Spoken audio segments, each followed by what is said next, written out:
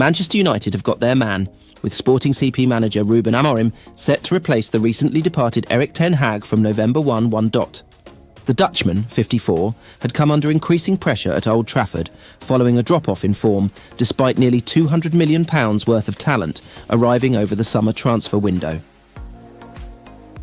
Ten Hag had weathered the storm earlier in the summer as Ineos completed their review of the club and then decided to back the former Ajax man and keep him on following the FA Cup win against Manchester City at Wembley. Ten Hag discussed his future with the club and they agreed to extend his contract by another year. In reaction to that news, he said, "We have found complete unity in our vision with reaching those goals, and we are all strongly committed to making that journey together." 3 days after finally becoming United's new sporting director, Dan Ashworth said that the club's review of last season reached a clear conclusion that Erik was the best partner for us to work with. However, those comments were caveated by acknowledging that the same review highlighted areas for improvement. He also stated their strengthened football leadership team was now in place, but Omar Barada did not officially start work as chief executive for another 9 days. 4 months later, when United Antony, multiple outlets are reporting that those two led the recruiting of Ruben Amorim as the club's new head coach. The Independent claims United did not interview the sporting coach during the summer, explaining that the July arrivals of Ashworth and Barada have been the key difference between then and now. It adds that the move was driven by this new leadership, with Sir Jim Ratcliffe giving his blessing due to how highly the coach is rated. The report aligns with what the Ineos owner said early last month about any decision regarding the future of Ten Hag falling with that footballing leadership team rather than himself. It's the management team that's running Manchester United that have to decide how we best run the team in many different respects, Ratcliffe said when pressed by BBC Sport. But that team that's running Manchester United has only been together since June or July. They weren't there in January, February, March or April. Omar, Dan, they only arrived in July. Ratcliffe reiterated, "They've only been there, you can count it in weeks almost, and they've not been there a long time, so they need to take stock and make some sensible decisions." He also acknowledged, "At the end of the day, it's not my call. The comments perfectly explain why Amorim wasn't approached over the summer," and hint it's now Barada and Ashworth who are making the big footballing decisions at Old Trafford. Erik ten Hag says he will cherish the 2 trophies he won with Manchester United for the rest of his life. As the Dutchman spoke out about his Old Trafford sacking for the first time, Ten Hag was dismissed by United's Ineos owners on Monday after a poor run of form, culminating in a 2-1 defeat at West Ham less than 24 hours earlier, saw the Reds slump to 14th in the Premier League table. In an open letter to supporters on Friday night, Ten Hag thanked United supporters for their unshakable support as he admitted his regret at not being able to add to the League Cup and FA Cup triumphs he recorded during his first 2 seasons at the club. "Thank you for always being there for the club. Whether it was at a game far away or a tough match at Old Trafford, your support has been unshakable. The atmosphere at Old Trafford has always been electrifying, thanks to you. I felt it many times. Also in away games, it gave the team and me an incredible feeling to hear the United chants taking over the opponent's stadiums, whether the game was in England, Europe or during the summer tours. I always enjoyed meeting Manchester United fans throughout the world. Walking the streets and being able to chat with fans in England, Europe, Asia, Australia, the USA. You inspired me and radiated a strong sense of unity. That's what makes United supporters so special. I want to thank you for giving me this feeling and for your support. I also want to thank the staff in every department of the club for their unwavering support in good times and bad. We won 2 trophies achievements that I will cherish for the rest of my life. On course, my dream was to bring more trophies to the cabinet. Unfortunately, that dream has come to an end. I wish all Manchester United fans nothing but success, trophies and glory. Your support and the warmth I receive from everyone at the club help me feel at home. Thank you for this chapter in my life. On Friday, hours before Ten Hag broke his silence over his dismissal, United announced the appointment of Sporting CP manager Ruben Amorim. The 39-year-old will become the club's 6th permanent manager of the post-Sir Alex Ferguson era when he begins his position next month. His first game as United manager will come at Ipswich Town on November the 24th. Interim manager Ruud van Nistelrooy will be targeting a second win in as many matches when Manchester United welcome Chelsea to Old Trafford in the Premier League on Sunday afternoon. United made a flying start to the Dutchman's stint as caretaker manager on Wednesday night, beating Leicester City 5-2 in the 4th round of the Carabao Cup. The focus for Van Nistelrooy now switches back to the bread and butter of the league and attempting to transform United's fortunes. They head into this weekend's action sat 14th in the table. United have won just one of their last 5 league matches and are desperately in need of 3 points to start climbing the ladder. Chelsea, however, will pose a stern test, having won 4 of their last 6 league matches. Ahead of the visit of the Londoners, Van Nistelrooy is poised to pick from the same group of players who were involved against Leicester in midweek. With that said, here is all the very latest on the United injury front. United issued an update on Euro last month, confirming he had started training outside at Carrington.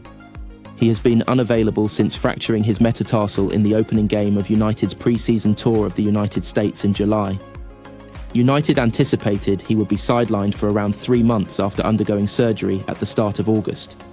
He was walking without crutches as soon as early September and has been working hard in the gym at Carrington since. He will not be rushed, and his competitive debut for the club is not imminent. Possible return date: November. Maguire has been absent since being forced off against Aston Villa prior to the international break.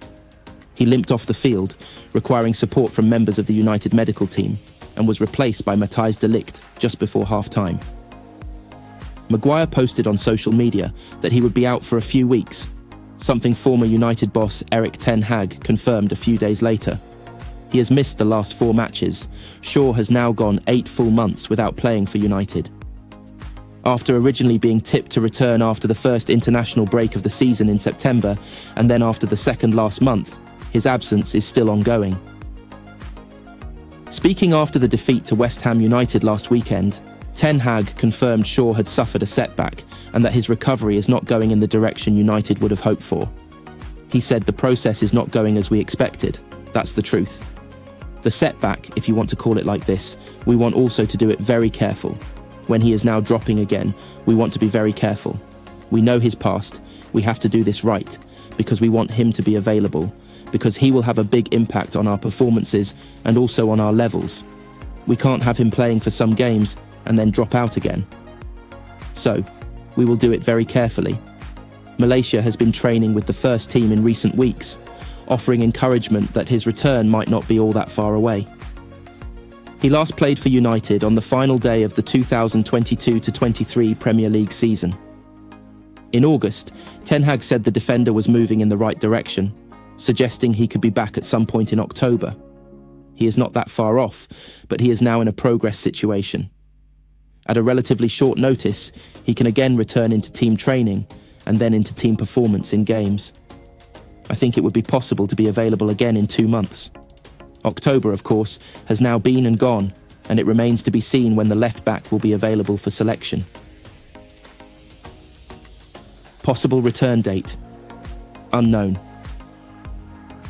Mainu suffered a muscle injury in the closing stages of United's 0-0 draw with Villa and has missed the last 4 matches. Ten Hag, speaking at his pre-Brentford press conference a fortnight ago, said he expected the academy graduate to be unavailable for a couple of weeks. It remains to be seen if he will be available for the visit of Chelsea. Possible return date: November 3rd, Chelsea. Eriksen was absent from the matchday squad against Leicester, watching the game from the director's box. He is understood to have pulled out of the squad through injury, but details of it have so far been kept under wraps. Possible return date: unknown Mount has missed the last 6 matches after being forced off with a head injury that required stitches against Tottenham Hotspur on September 29th.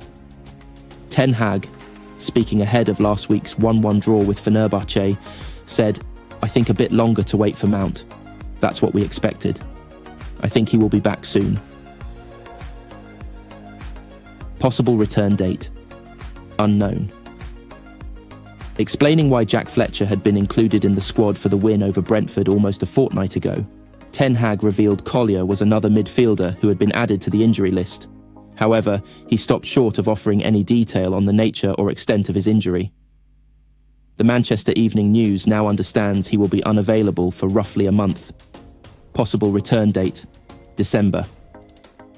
Ruben Amorim's last visit to Old Trafford with former club Braga acts as a cruel reminder of the fight Manchester United have been missing.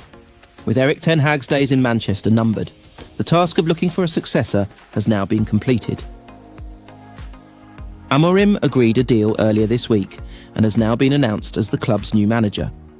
The club's hierarchy will hope that the Portuguese coach will bring with him a work ethic that has seen his sporting side lift a pair of league titles and a trio of domestic cups, as its fight and determination that the current squad appears to have lacked. However, the days of United rolling over for opponents epitomised during their 3-0 losses to both Liverpool and Tottenham.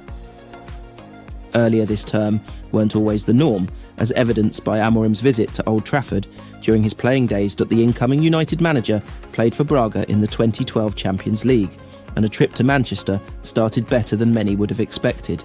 Veteran Brazilian striker Alan netted twice inside 20 minutes to give Amorim and his side a shock 2-0 lead. But, characteristically under Sir Alex Ferguson, a comeback soon appeared on the cards as Javier Hernandez halved the deficit 5 minutes late. It would take until the 62nd minute for Johnny Evans, who still plays for the club, to equalise before Chicharito completed a spirited redemption 15 minutes before the end. The last time this Red Devils team came back to crush a 2-goal deficit was in December 2023, during a Boxing Day clash which saw Rasmus Højlund's 82-minute strike earn a 3-2 win over Aston Villa. But that's not been the case far too often in recent years. Ten Hag's recent comments about their defeat to Tottenham in September summed up the lack of belief around the club.